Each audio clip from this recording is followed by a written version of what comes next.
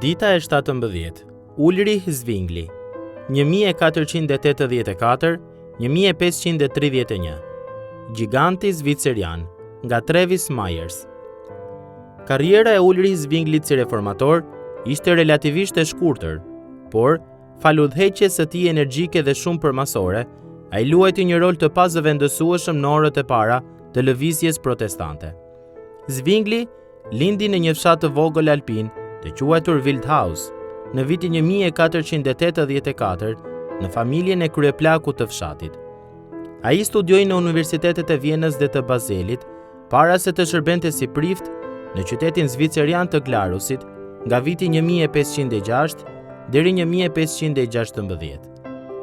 Ndërsa po shërbente si prift në qytetin Einsidelnit 2 vitet në vazhdim, 1517-1518, Zwingli reshti së ndjekuri traditën katolike të predikuarit dhe zuri të predikonte në mënyrë shtjelluese në gjuhën gjermane, për të qenë sa më i kuptueshëm nga besimtarët e thjeshtë.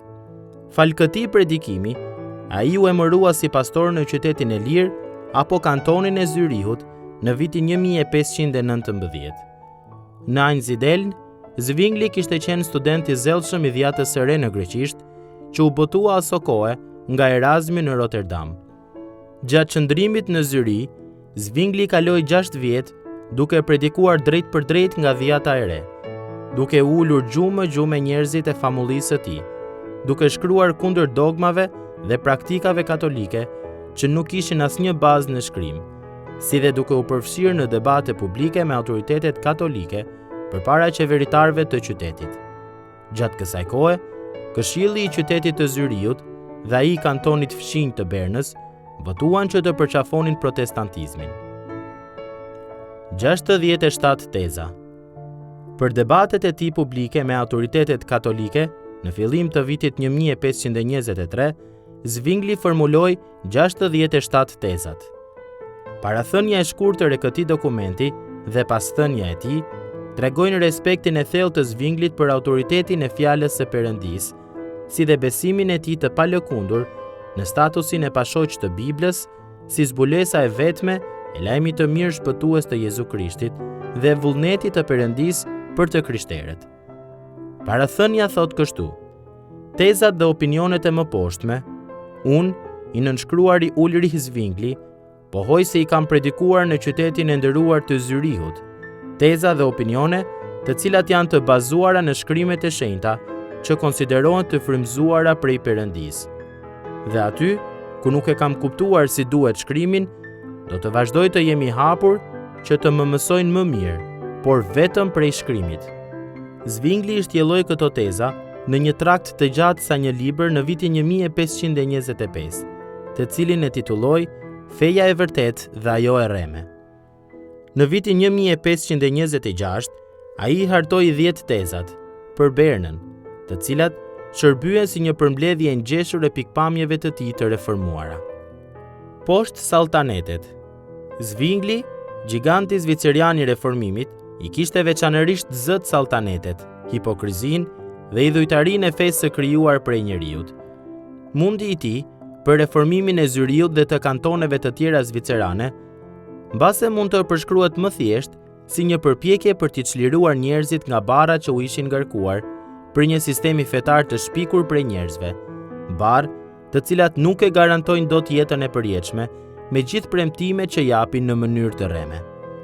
Teza 7, marrë nga 67 tezat, shpall që Krishti është shpëtimi i përjetshëm dhe kreu i gjithë besimtarve, të cilët janë trupi i tij, trupi i cili në vetvete është i vdekur dhe s'mund të bëjë dot gjë pa të. Pjesëmarrja në mesh, apo në të ashtu quajturat sakramente të Kishës së Romës, apo edhe shugurimi si prift, nuk e bënin dikë të gjallë frymërisht, dhe përpasoj antar të Kishës së vërtet katolike, Kishës universale. Kjo ndodh vetëm përmes ungjillit dhe frymës së shenjtë. Ha salsiçe, gjej grua. Zwingli ishte një shërbëtor i Perëndisë që jo vetëm synonte të jepte mësim dhe të zbatonte vetëm Biblën, por gjithashtu punoi si me Kishën, ashtu dhe me autoritetet e qytetit që t'i përshtatnin ligjet dhe politikat e tyre me fjalën e Perëndisë. Gjatë kreshmës së vitit 1522, Zwingli, duke pohuar pa fjalë, bashkë me të ftuarit e tjerë hëngrën salsiçe në shtëpinë e një besimtari, tipografit Christopher Froschauer. Megjithse këto ndaloheshin të haheshin gjatë kreshmës nga Kisha Katolike, edhe pse përbënin ushqimin kryesor të asaj zone. Zwingli ndërhyri me sukses tek autoritetet e qytetit të Zyriut për lirimin e të burgosurve që kishin shkelur agjërimin e kreshmës. Duke përfituar nga lëshimet e këshillit të qytetit, Zwingli dhe 10 priftërinj të tjerë i shkruajtën peshkopit të Konstancës dhe i kërkuan t'u jepte priftërinjve të drejtën të martoheshin, duke konsideruar rregullin për beqarin priftërore si një rregull idiot dhe të pabazuar në shkrimin e shenjtë. Vetë Zwingli tashmë po bashkëtonte me vejushën Anna Reinhardt, me të cilën u martua menjëherë pasi Zyriu u bë kanton protestant dhe u lirua nga autoriteti i peshkopit. Zwingli ushqente një respekt të thellë për gratë dhe dëshironte që ato të dishepulluheshin siç duhet në besimin e krishterë. Në vitin 1522, ai vizitoi një kuvent murgeshash për të dhënë një seri leksionesh të titulluara rreth qartësisë dhe sigurisë së fjalës së Perëndisë, mësime teologjike rreth doktrinës së zbulesës dhe interpretimit të Biblës. 12 vjet reform. Më 11 tetor 1531, në moshën 47 vjeçare, Zwingli u vra në një fushë betejë pranë kapelit.